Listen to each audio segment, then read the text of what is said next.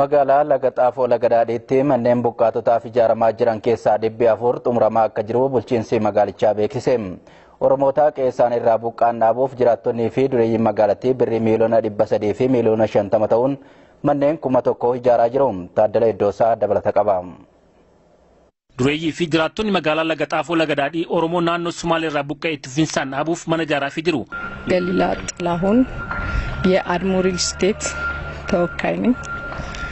አድሞ ሪል ስቴት ለ50 አባወራዎች ቤት ሰርቻ አስረክባለሁ በማለት በገባው ቃል መሰረት መቃንኮ ገሊላ ጥላሁን በከቡቱ ሪል ስቴት አዲሞኒዳ ዳበኒ ኬኛ mana 50 ijaaru fudhate keessa 40 guutummaan xumure bor dabarsa hojiin kun hunda keenya ilaallata lammii keenya qeerraa buqqee dhaabuuf tumsuu qabna. Botashoma Baqqalaa Abbaa Qabeenyaa dhaabbata leenjii konkolaachistummaa fi barnoota leenjii teeknikaaf ogummaatiin manneen ijaaruu irratti hirmaachuu dabalatee barnootaanis lammiilee dhufan deeggaruuf qophii ta'uu dubbatu.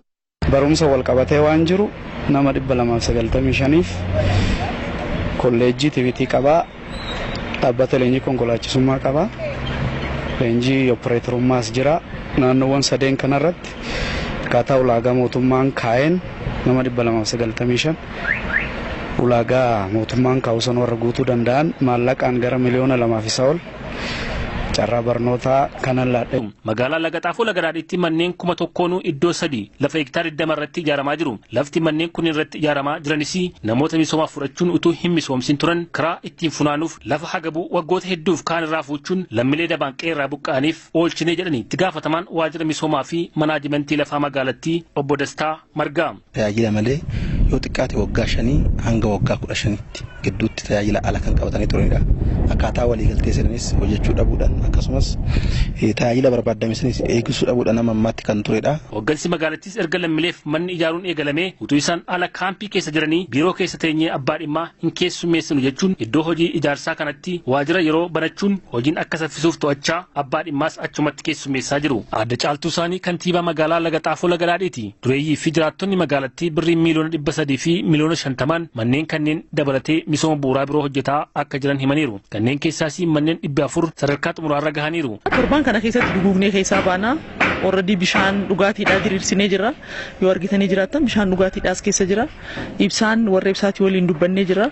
Torban kana keessa isaanis akka nuuf xawwaadaa nu galanii jirani. Manneen daldalaa 120 xumuramaniiru jedhani. Lammiilee qubachiisuu kanaanis jiran adda caaltuun. Magaalotni godina addaa naannoo Finfinnee kana keessa jiran maqaatu lafa Oromooti malee qabatamaawwanni lafarra jiru.